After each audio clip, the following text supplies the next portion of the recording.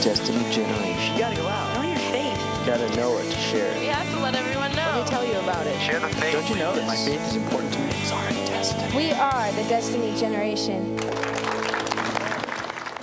I am really blessed to be back again. I got to come up a couple weeks ago on a different talk, but today I get to talk to you about standing up for your faith, which I know on its face you're thinking, oh, we've heard this 1,000 times.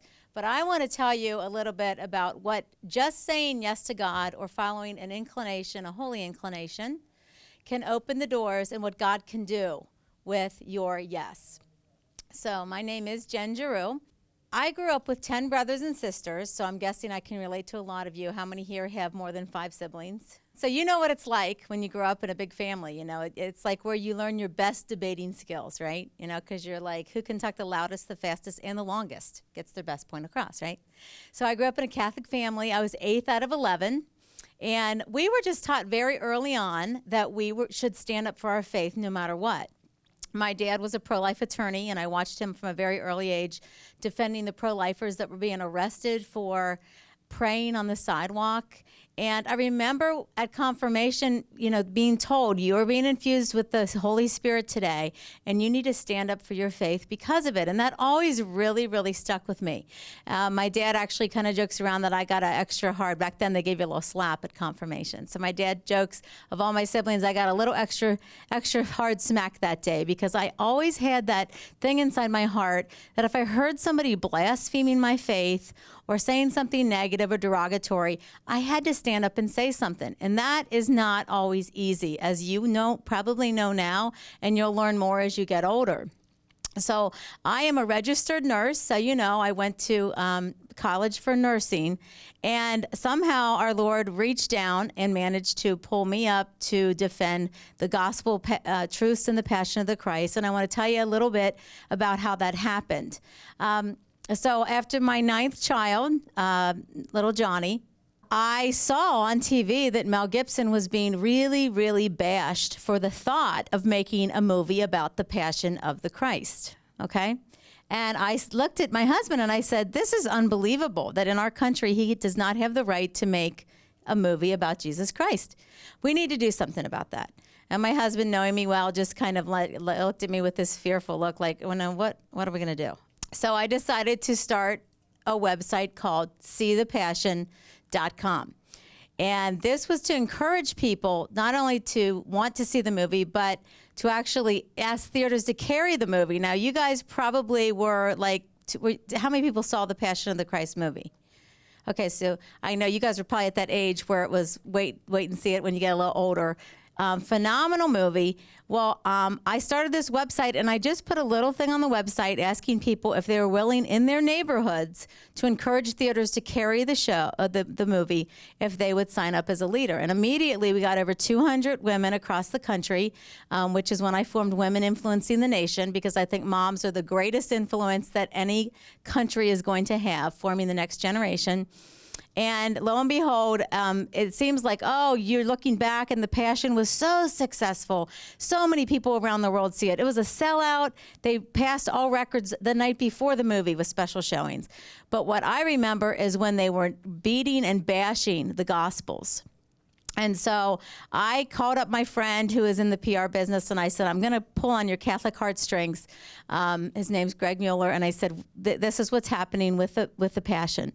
And he immediately started to help me. And lo and behold, in no time, the media started picking up this grassroots movement that we had going.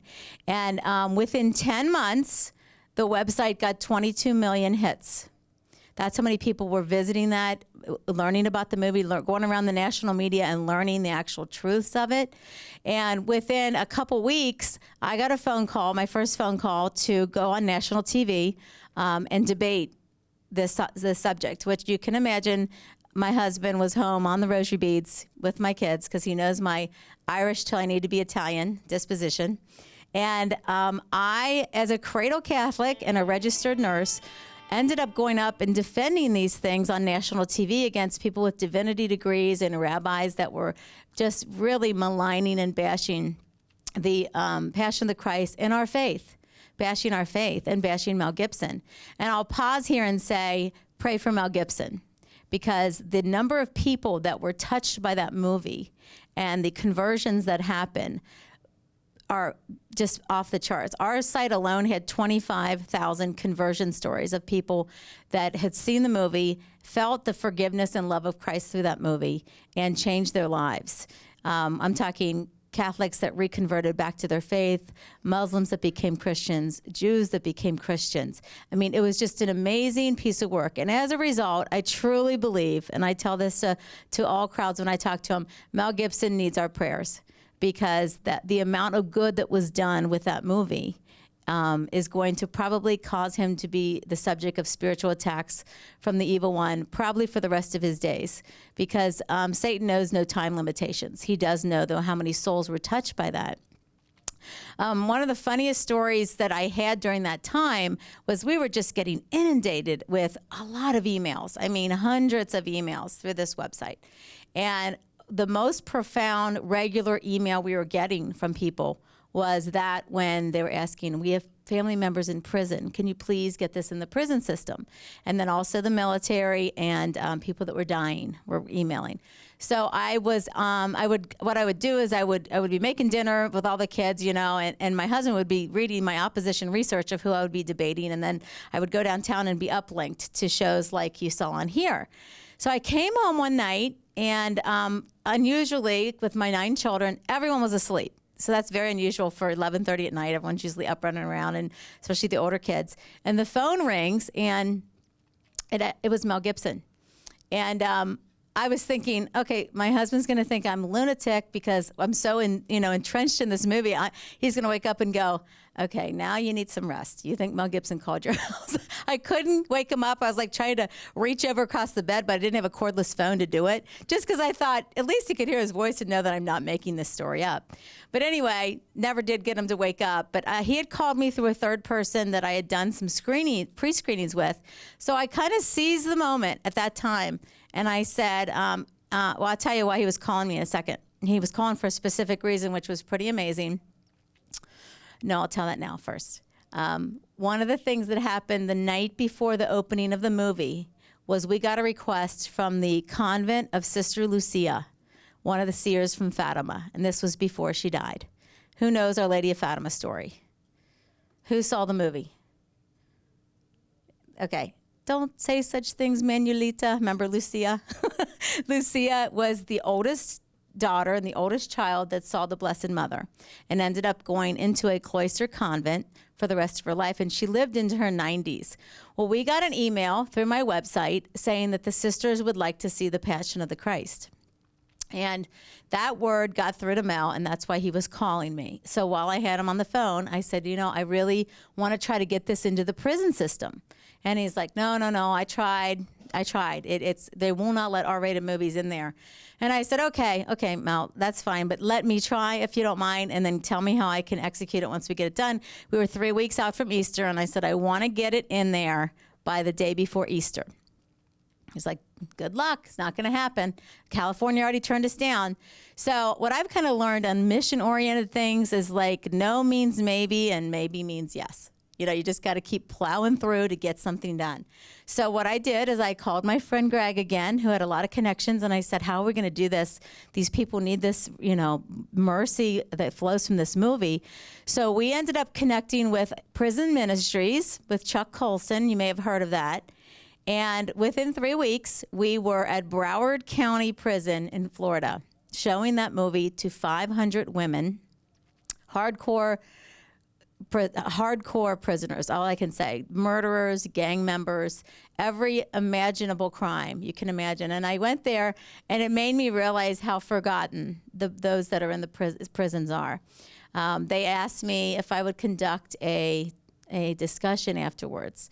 And actually, MSNBC went in there and exclusively filmed this, and it was really sad. They only used about 3 minutes of it because it was so profound. I talked to women beforehand that were very distant, very cold, very matter of fact, and there was such a profound effect of the women were sobbing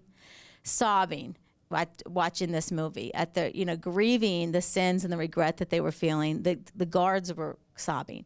You know, afterwards they were coming up and they were renewing their life and they were saying, I'm going to do better. I'm going to be forgiven. And the one girl I talked to beforehand that looked like she was about 22 years old, long hair, very beautiful, beforehand said, you know, yeah, I killed somebody when I was 18. I've been here 18 years. And I was like stunned at that. And I said, well, you know, I'd like to talk to you afterwards. After the movie, I went up, interviewed her again, and she was crying. And she said, I have been trying to figure out how to write my letter to the parole board. I'm up for parole in a couple months, and my family's been praying that that movie would somehow get to me. That was the type of effect that was had on this sea of women who were there away from their families, having done things when they were younger that they totally regretted.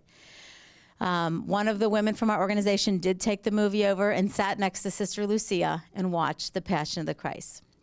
And she said, it is the reality. So if you haven't seen that movie, please take time to go see it. I just want to kind of stress to you as, you know, Catholics that are young and vibrant and knowledgeable in your faith that, you know, our society needs people that will stand up for their faith and are willing to do it. And it's not always easy. You don't really know what God is calling you to do and when he's calling you to do it or to how many people he's calling you to do it.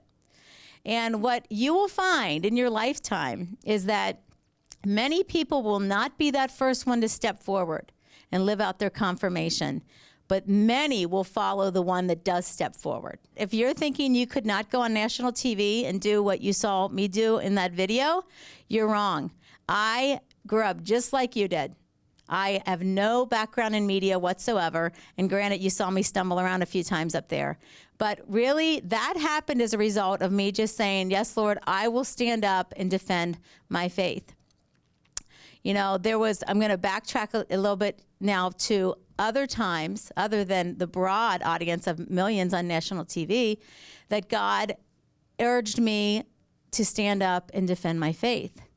First time I really remember it being difficult is when I was a senior in high school.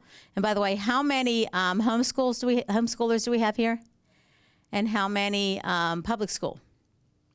And how many private school? Cool. It's about a third. When I was a senior in high school in my religion class, I remember my religion teacher at a Catholic high school not willing to take the position that premarital sex was wrong. And I couldn't help thinking, wait a minute. You know, this is like the last word these guys are getting before they go off into college, where, by the way, STDs are at 50% now. So I had to actually leave the classroom, go find the priest in the school, and ask him to come back and clarify that.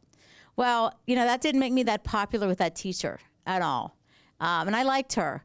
But I just felt like, wait a minute, there's 50 souls sitting here that are going to leave here thinking it's okay to take God's greatest gift of sex intended for marriage and have it anytime they want. So that was a really difficult time for me to go up against my peers. The other time, just about 3 years after that, is when I was in nursing school. And, you know, you're going to find when you get out beyond, you know, your homeschool network and your families and in college, you're just going to see a lot that you almost wish you didn't see. You do wish you didn't see. So I was in nursing school, and I was doing my rotation through the maternity ward. And there was about 10 of us walking through the nursery. And my instructor, who volunteered at Planned Parenthood, said, oh, you know, this is where you find this, and this is where you find that, and I have your assignments over here. But nobody go over there behind that screen because there's a baby dying over there. The parents don't want anything to do with it. It was born early. We're waiting to send it to the incinerator as soon as it expires. And I was thinking, I could not hear another word she said, because I thought, I got to go baptize that baby. I got to try to get over there and baptize that baby. And so I knew I'd probably get kicked out of nursing school if she saw me doing that. And so my heart was really pounding, and I was like, okay, Lord, help me do this, help me do this. And I thought, it doesn't matter. It doesn't matter. I thank God and the Holy Spirit for that, because I don't know. I've been told I have a lot of nerve, and I don't know where it came from. So I went ahead, and as everybody went to do their assignments, I kind of moseyed on over behind the screen and saw this tiny little baby. And the eyes were fused and the fingers were webbed. It was a premature tiny baby that clearly probably did not have enough development of what in nursing they call surfactant in the lung to survive. But the parents wanted nothing to do with it. No one was holding it. Everyone was just leaving it there in the isolette, pushed into the corner as if it was not a blessed soul of God, a child of God. And so I just went over and I put my hand under the faucet and I walked over and I stuck my hand inside the little isolette crib, and I just blessed the baby as best I could on the forehead because it was difficult for me to pour anything. So I was trying to just get the drops from my fingers to run over the back of the baby's head. And when I tell that story every time, I just really feel so much regret that I didn't have the guts to pick that baby up and hold that baby and comfort that baby and let it feel the love of someone holding it until it expired. But I didn't have that much courage. So I was able to see, I think it was down to about 2 respirations per minute at that time. And I have no idea, nor will we ever have any idea until we get to heaven, what good one little act like that could do. Maybe it was in time. I hope and pray to God it was. But none of that has anything to do with me or with you. It has to do with saying yes to God and being willing to take a deep breath and step forward and do the right thing. And so in your prayers at this age, you should add to your prayers the courage to do the right thing. That's an important prayer because you're going to consistently come up against situations where it's going to be easier to sit there silently. It's going to be easier to not speak up when someone takes Jesus Christ's name in vain as a cuss word, as in the middle when they say GD or when they use the F word. It's going to be easier to just sit there and look to the ground. But what you really need to do is, in my kids' language, dude, that is not cool. That much call somebody out on something that they're doing against your faith. I will tell you, I want to arm you with a few things, and at the end, I'm going to challenge everybody to give me their hardest question that they have, because what I want you to leave here with is the ability to better defend your faith, and the courage to think, you know what, I'm the only one here that God's counting on to stand up, and I'm going to do it. You're going to come across a lot of people in life, in high school and college and beyond, that are not Catholic. And so many people are like, it doesn't matter what faith you are. It doesn't matter. Everybody loves Jesus. That's all that counts. So there's charitable ways to defend your faith in those situations. And that is to say, I just got to tell you, a lot of churches have some of the truth, but the only church that has the entire truth, the fullness of the truth, is the Catholic faith. And if you go back and you look at the chronological timeline of when churches began, don't take my word for it. They all broke off of the Catholic Church. They all dissented because they didn't agree with or they didn't want to live out the truths that were given to the apostles by Jesus Christ himself, the whole Holy Mother Church. That's all you got to do. You got to plant that seed of thought. And then they're going to be like, oh, whatever, you Catholics, you guys think it's, birth control's wrong and premarital sex is wrong. And yeah, that's true. But there is a reason behind that. God has his perfect plan. My parents always had great sayings that they would say to us, which is trust God. He knows what he's doing. Always say yes to God. His plan is the perfect one. And that is very, very, very difficult. More difficult than you can even comprehend or imagine at this point. We're at camp here, so I have 4 things that I like to try and tell you guys to help you remember. CAMP stands for, in this talk, the 4 things that you can always count on the Catholic Church to stay steadfast on and will not change. Is that who founded your church T-shirt up there? Yeah, that's great. That's a good, maybe we could pass that around. The Catholic Church will never, ever allow or condone contraception. And I'm going to talk a little bit about the physical harms because statistically speaking, about 78% of women are on some form of hormonal contraceptive. And there are physical damages being done as well as spiritual damages to women and young girls. So C, A, Catholic Church under no circumstances will ever allow abortion. Life of the mother, often if the doctor comes out and says that you got to pick between the life of the child and the mother, it is oftentimes the will of the doctor to save both that's lacking, not the medical ability to do it.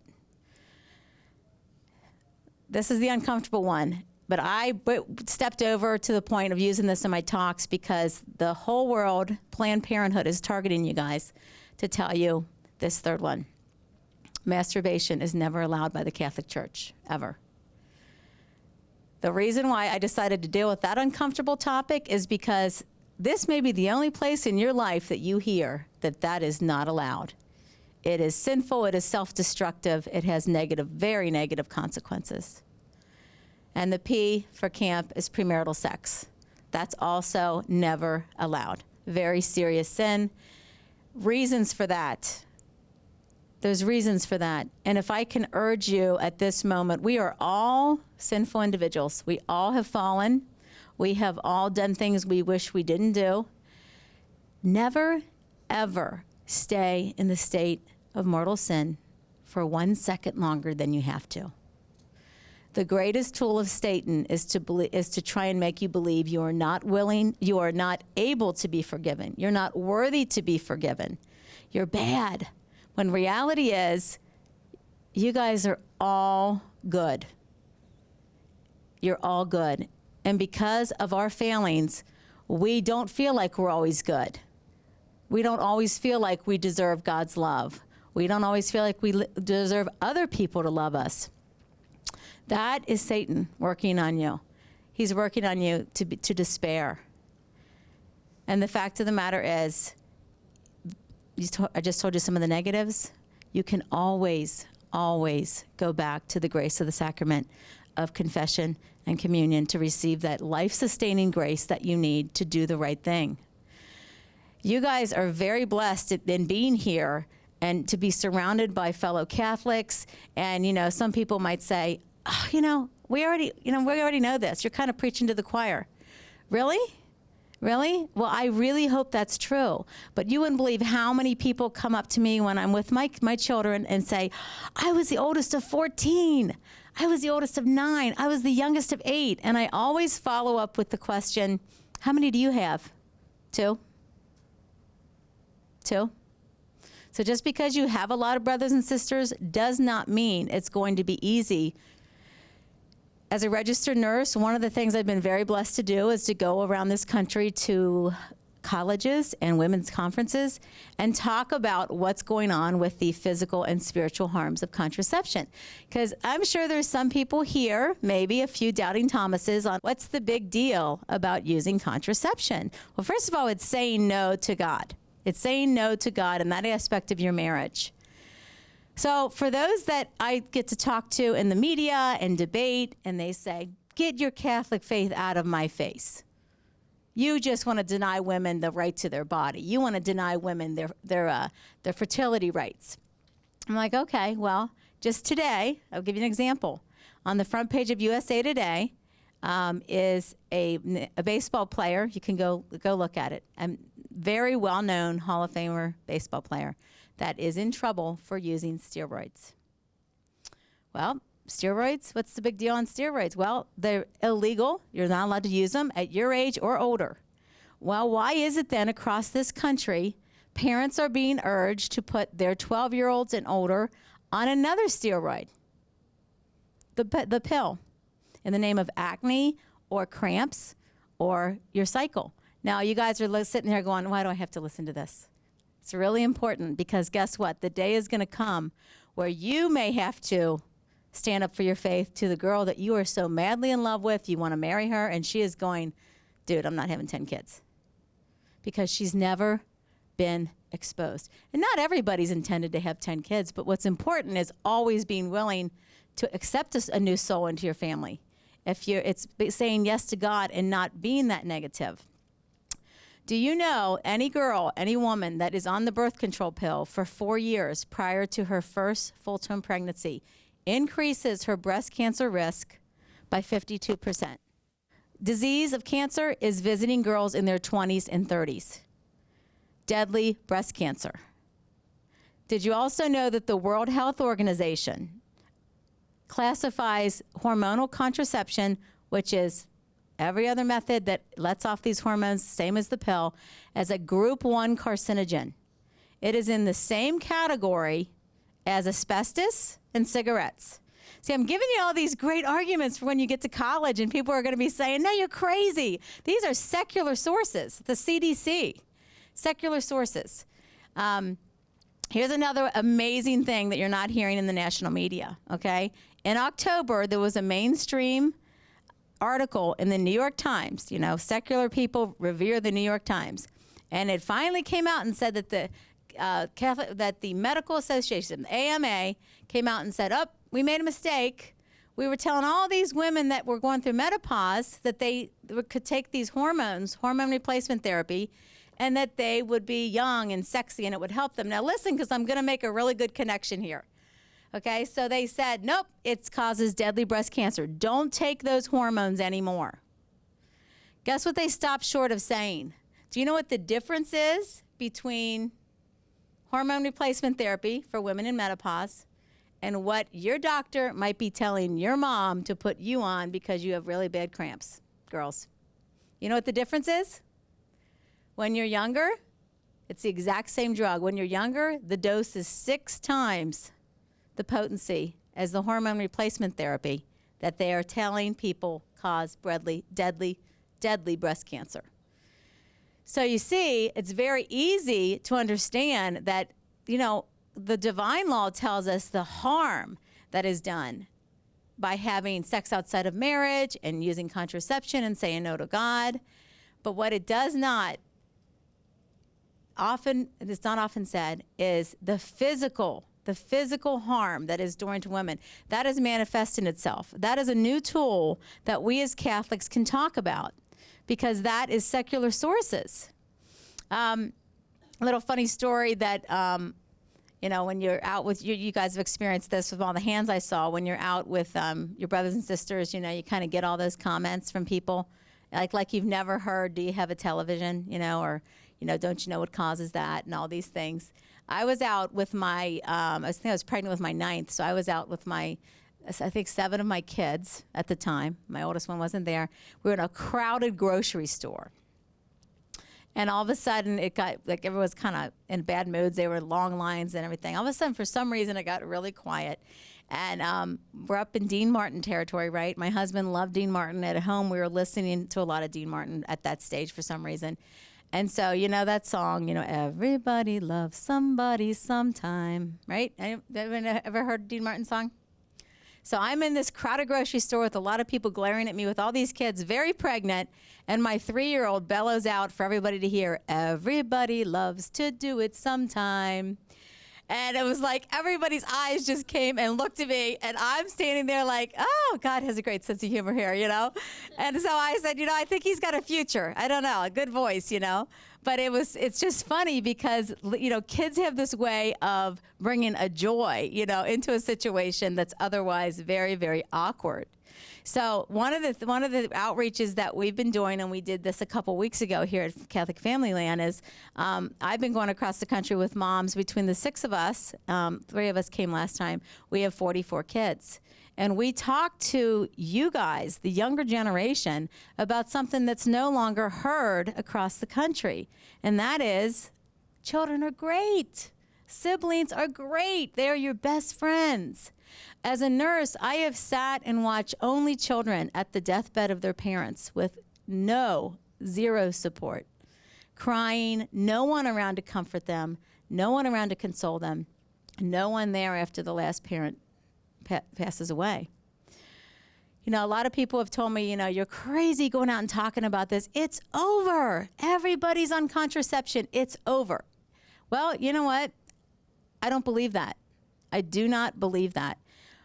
Women my age are trying to go out, and this is our goal, to make sure that folks your age Do not make the same mistake. I have seen couples and individuals in nursing homes rocking baby dolls, crying, living the regret of missing the children that they willingly prevented through contraception. They are prisons of loneliness. They live with that that burning regret of what they did, and they live with the loneliness of never having anybody come to see them. So let me see how I'm doing on time. Not too good. I'm going to end with a real quick story because I wanted to hit on a couple other topics, and time's a little short. I'm going to make a little jump over to witnessing one-on-one. You know, I had a little neighbor of mine asked me to come over a couple months ago. She just had her second baby, so overwhelmed. And she said, I can't do this. I don't think, I'm working and I can't stay home. And my husband was never taught he was the provider, and I can't have any more children. And so that gave me a one-on-one time to witness to her about remaining open to life, making good choices, understanding the value of saying yes to God. But what I notice when I get to witness to one-on-one to people, what the stunning prevalence in your age group of suicide. I'm going to just make this my last point because I was stunned how many kids your age have never heard of the story of Ben-Hur. Who has? You guys saw those little cartoons of Ben-Hur, I bet. That's what my kids lived on when they were little. I want to give you the thought to leave with on this, okay? First of all, you don't know whether God wants you to present to you the possibility of witnessing to one person, to several people around the cooler at work, to somebody in an email, or that he might pull you up on a national TV and witness to millions of people at one time. The important thing is that you realize you are an instrument, you're a voice, you're giving voice to the teachings of the church. It is not about the individual, it's about saying yes to God and being that instrument out there. Story of Ben-Hur, of course, is that, Ben-Hur was on the ship and he was being tortured by the guy back in the time of the Romans. And the ship, it got into war and it was about to go down. And lo and behold, Ben-Hur gets out onto a raft with the guy that's been torturing him, the captain of the ship, I believe. And it was nighttime and the captain thinks his ship went down. And he tries to kill himself, and Ben-Hur stops him from killing himself. And in the morning, the next scene, when it's the light of day comes up, they wake, they're out floating still on a little raft, and they see that actually that ship looked like it was going down, but the other ships came in for reinforcement, and the Romans won the battle. And so there's a really, really important lesson in this story, which we all are familiar with Ben-Hur, but that is this. Death is never an answer. It's never an answer. And you may be yourself or someone in your family in a very dark moment, a little time where God's allowing you to be in this dark moment, being sad or depressed or scared, not knowing what to do or who to turn to. But if you don't hold on through that darkness, how are you going to see the victory that God has waiting for you? And that is the lesson, I guess, that I want to leave with you on that point.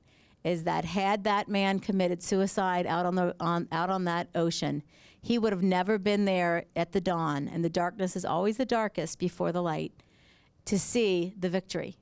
So God may be asking all of us at one time or another to step into and survive in the darkness.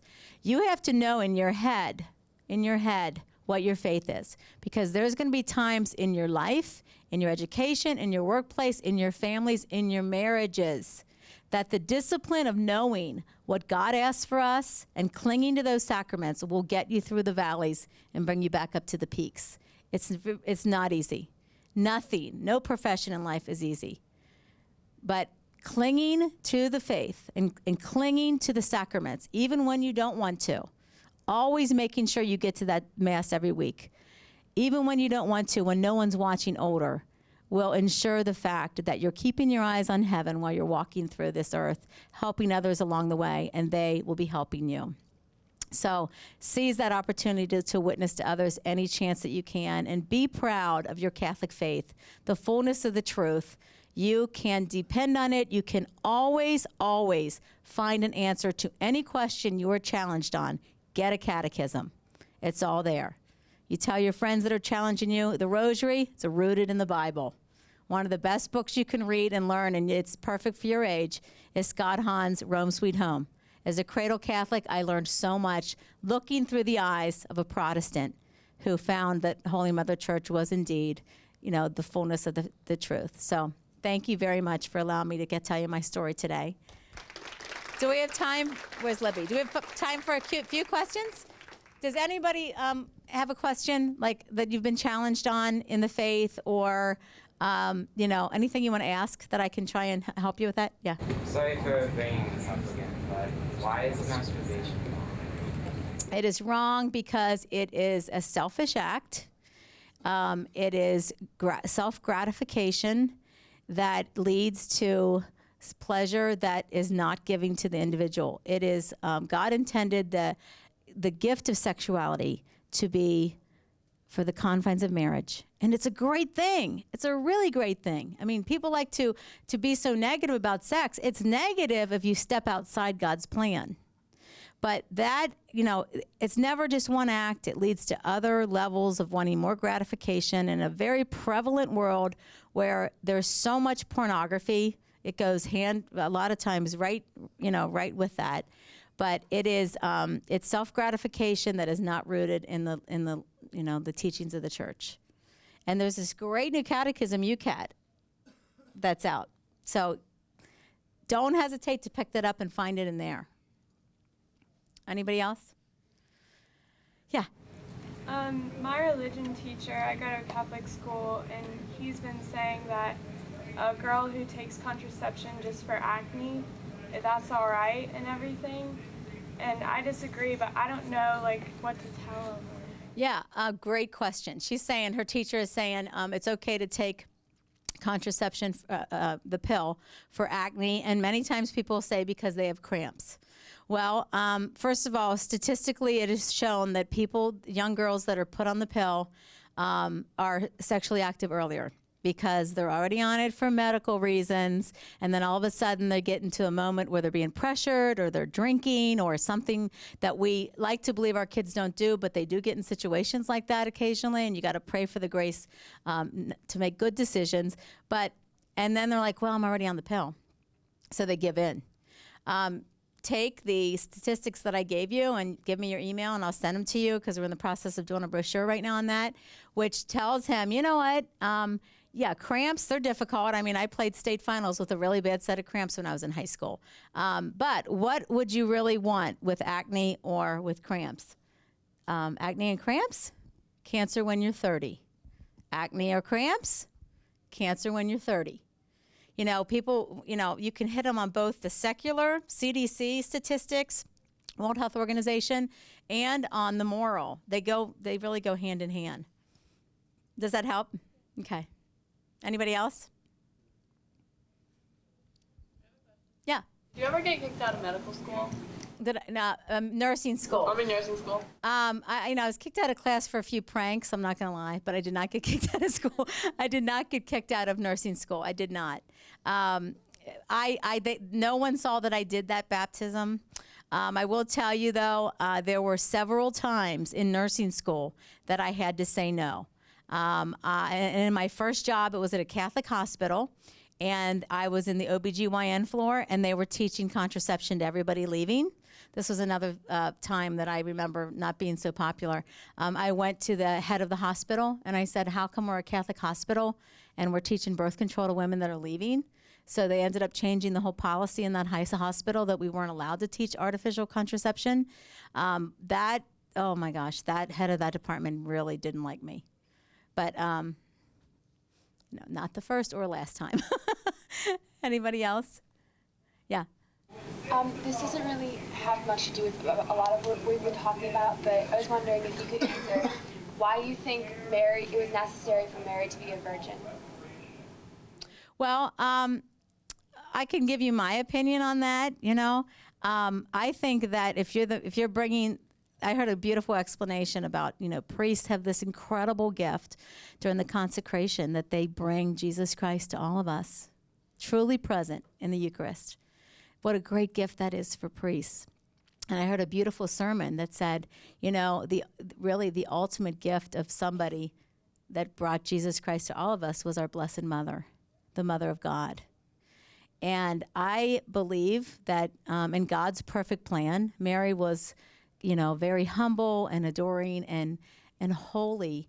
And that was just one more additional gift of herself to God and the world. The pure, chaste Virgin Mother of God, who is such a great role model and intercessor for all of us in our prayers. That's my personal faith. Anybody else? We'll do one more.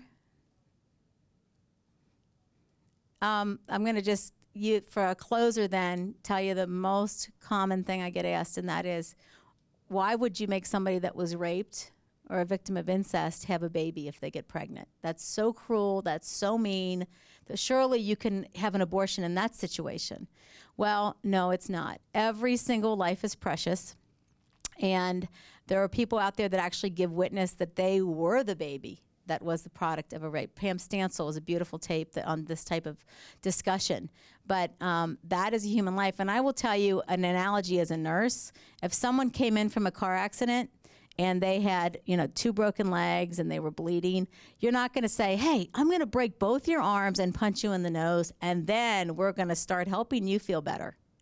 That is a very small analogy to someone that has been abused or raped and is pregnant. That, you know, giving them an abortion only increases their misery for the rest of their life, because once you are a mother, you are always a mother. If you abort your baby, you're the mother of a dead baby.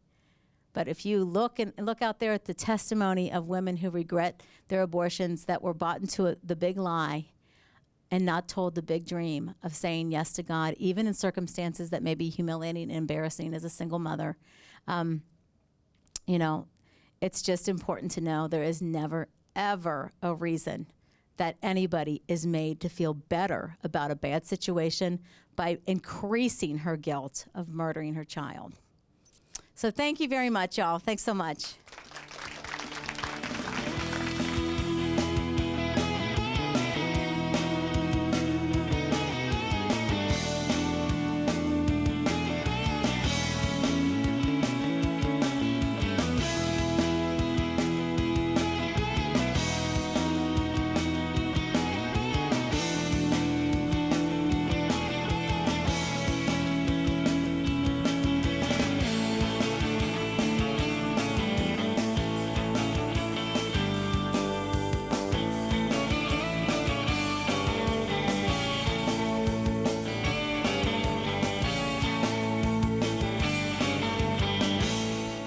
To the sacraments, even when you don't want to.